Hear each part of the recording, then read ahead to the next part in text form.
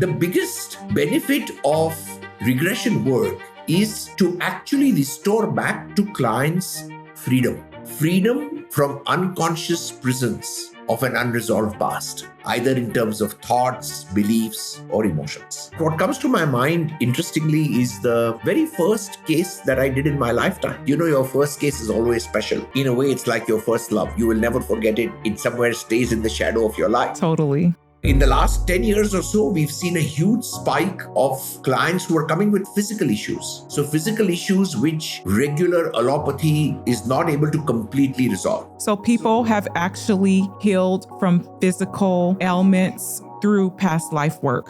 For myself, that was one of the things that brought me into this work, because I was a congenital heart disease case. And after I went through my own spontaneous past life regressions in many years back in 2002, the heart condition resolved by itself. It became one of the things that transformed a very left brain stockbroker into the kind of work I do now.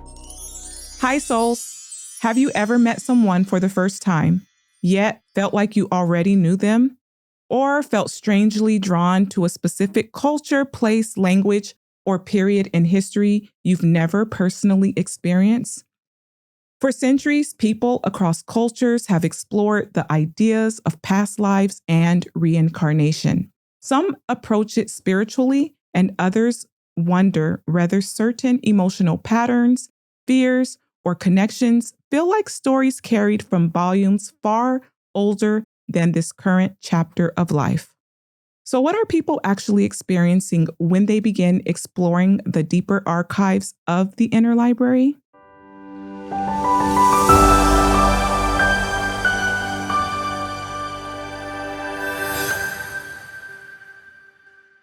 Hi, souls.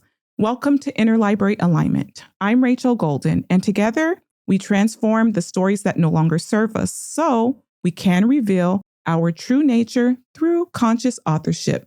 This is a space where we explore awareness, subconscious patterns, and the hidden stories, emotional imprints, and forgotten volumes that may still be shaping human experience beneath conscious awareness.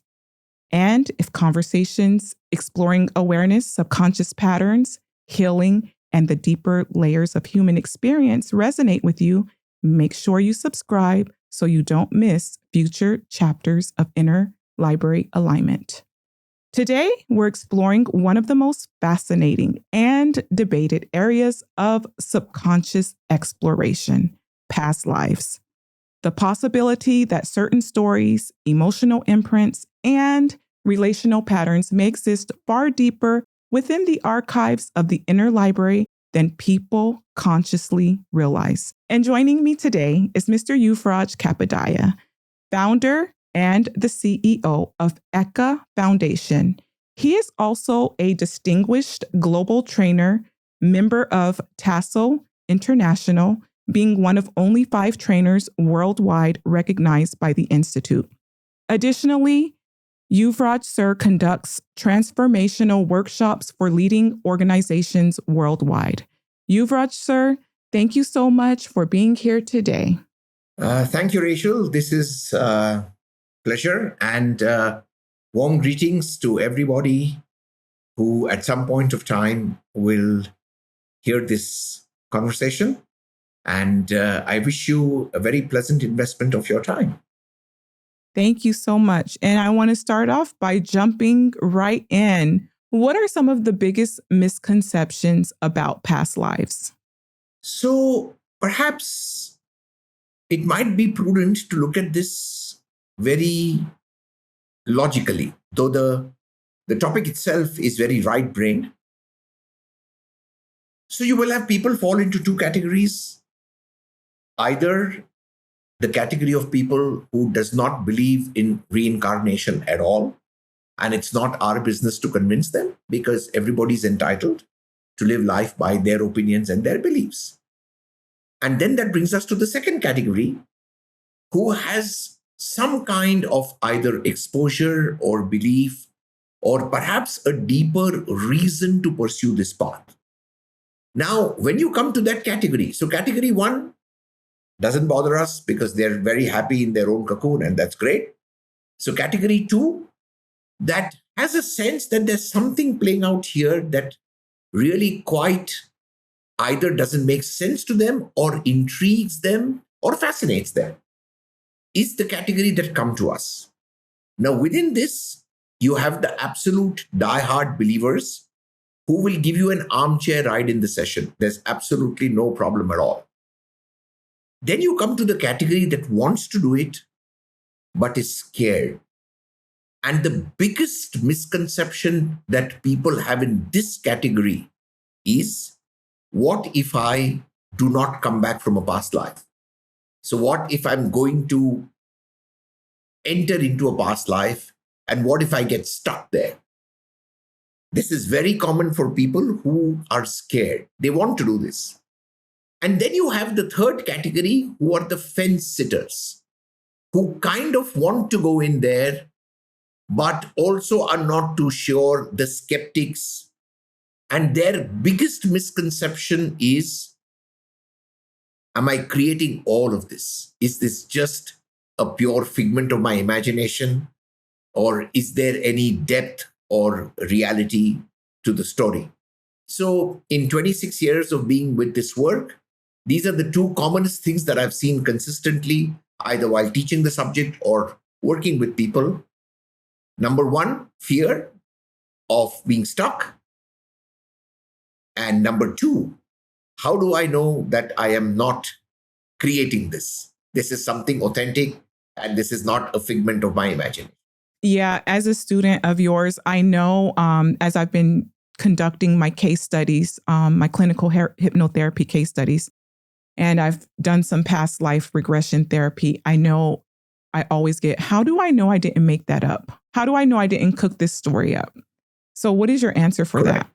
that? For that, we have to understand both our role and the role of the client.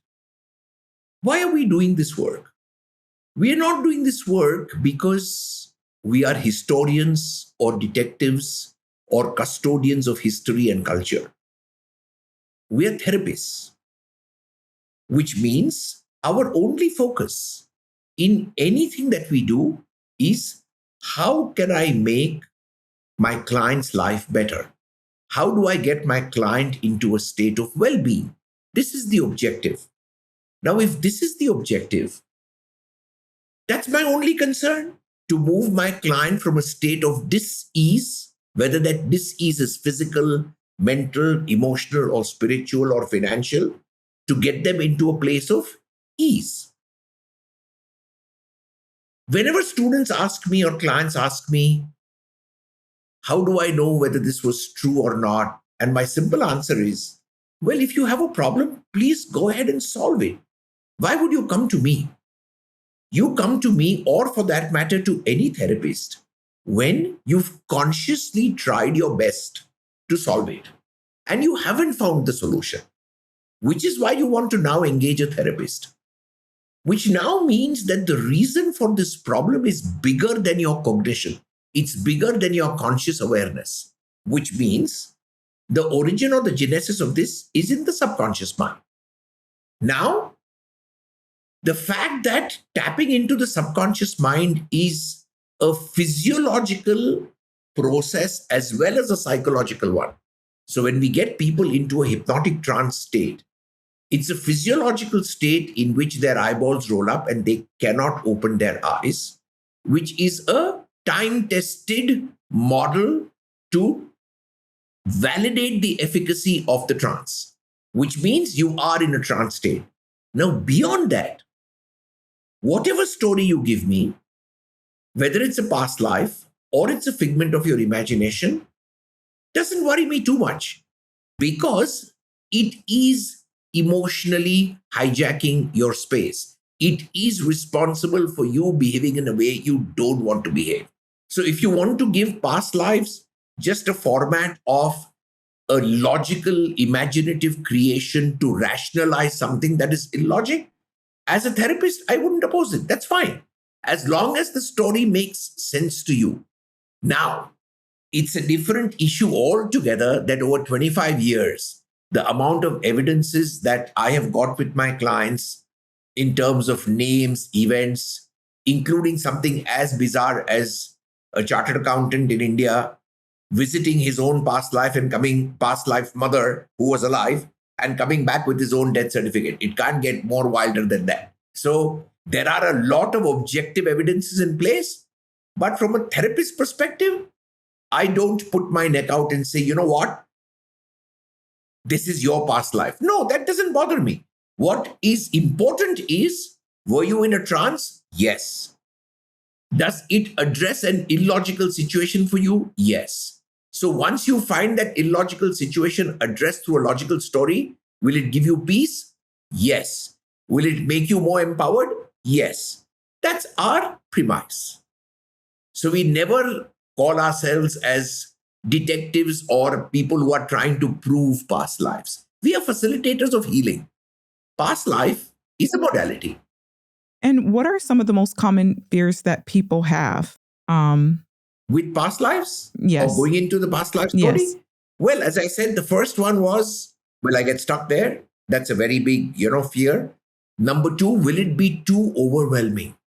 Number three, when I go there, firstly, will I remember it? And then number four, what if all those memories keep plaguing me in my day-to-day life? Because I'm living a life currently now, and now this is an altered story.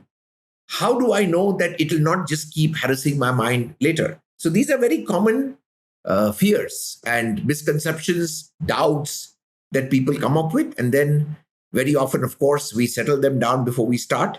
The proof of the pudding lies in the eating. Generally, when they go through their first experience, it's pretty smooth after. I'm going to kind of loop back a little bit, go back a little bit. Why are so many people interested nowadays on past lives? So we are in strange times, Rachel, because as you can see, many things are happening in the world that were unthinkable a decade ago. We are in the middle of strife.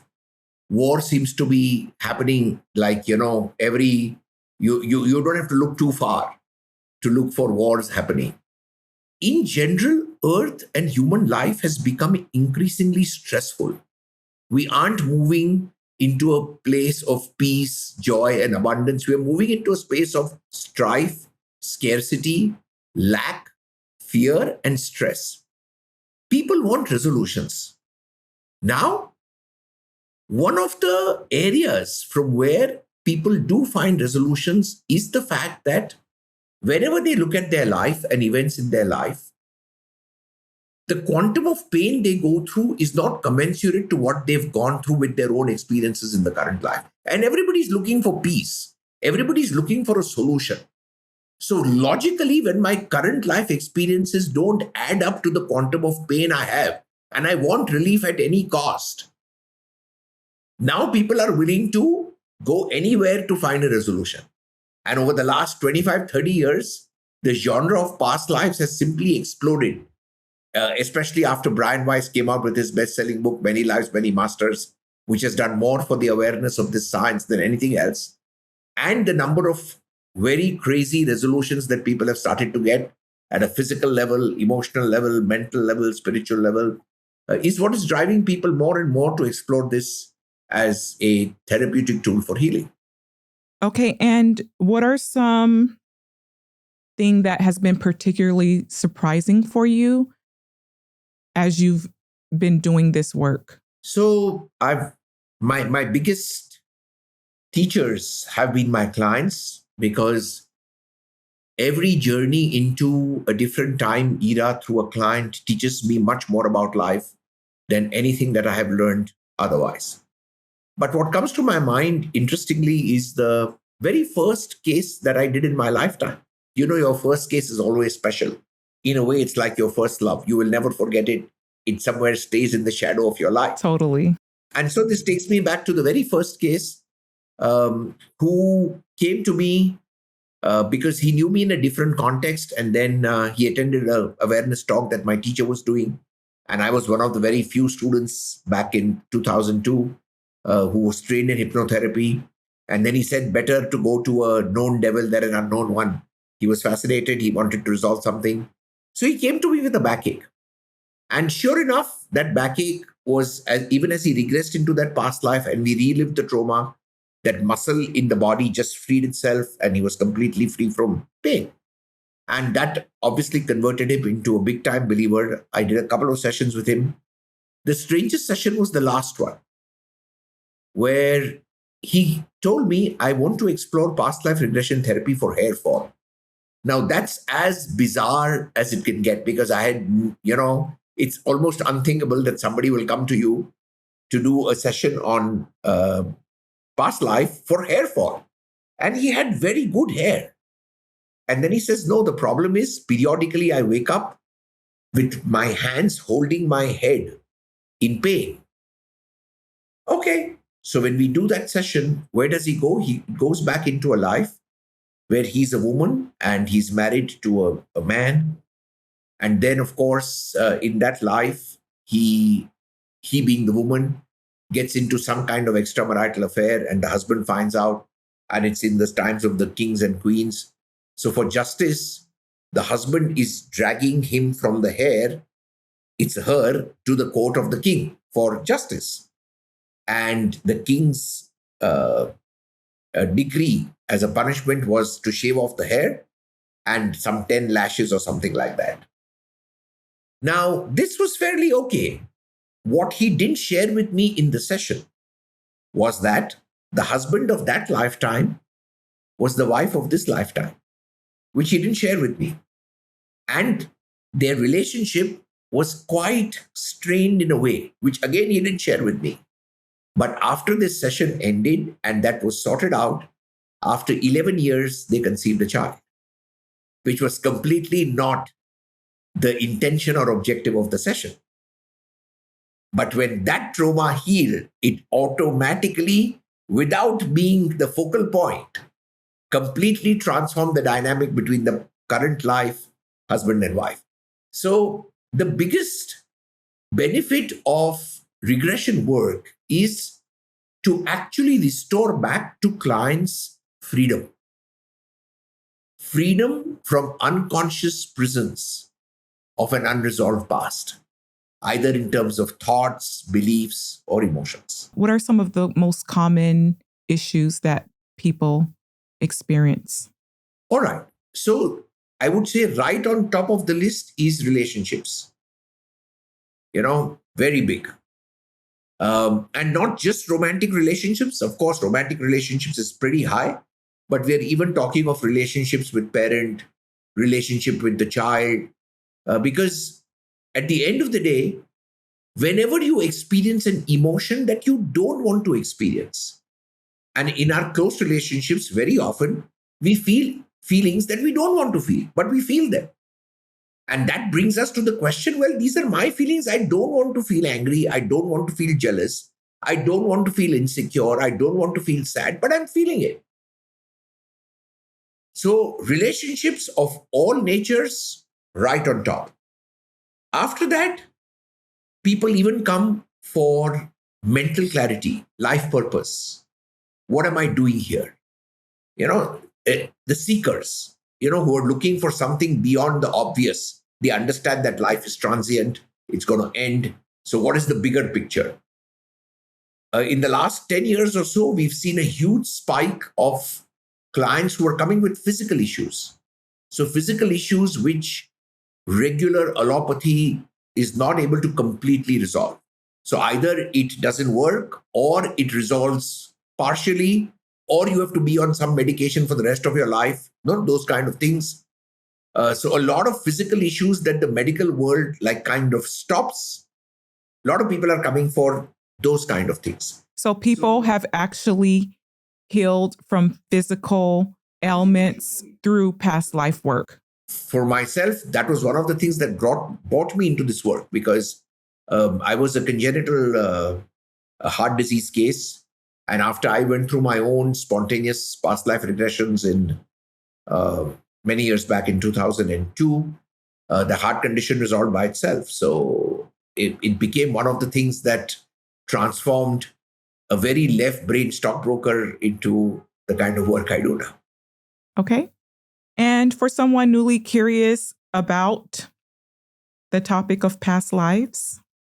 What book have you read that you recommend that they read and add to their inner library? Well, hands down, for newcomers, Brian Weiss is a great initiator. I agree. So any book by Brian Weiss, and he's written some outstanding books. Only Love is Real. His bestseller, of course, was Many Lives, Many Masters. Through Time into Healing, Same Soul, Many Bodies. He's got quite a few books. A must read for those who are slightly more therapeutically inclined, want to understand this as a science. Then I would recommend Past Life Therapy by Maurice Netherton. Excellent book. Another very good book is Deep Healing and Transformation by Hans Stendham. Powerful books in this area. Past Life Therapy, Winifred Lucas, they're all great books. Okay. All right. Is there anything else that you wanted to share with our listeners today? Sure. So, from the perspective of the listeners, time as a construct for us is linear. We have a past which influences the present, and the way we deal with the present sows the seed of the future. Past life therapy needs to be viewed in that context.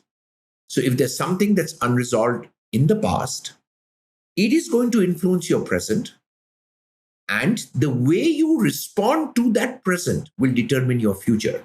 And that's exactly where past life therapy comes in. Yuvraj, sir, thank you so much for joining us today and helping us explore past lives with openness, curiosity, and reflection. And thank you, souls, for joining us for another chapter of Inner Library Alignment. If today's conversation opened a new page within your inner library, take a moment to sit with it. Until next time, keep exploring the stacks of your inner library.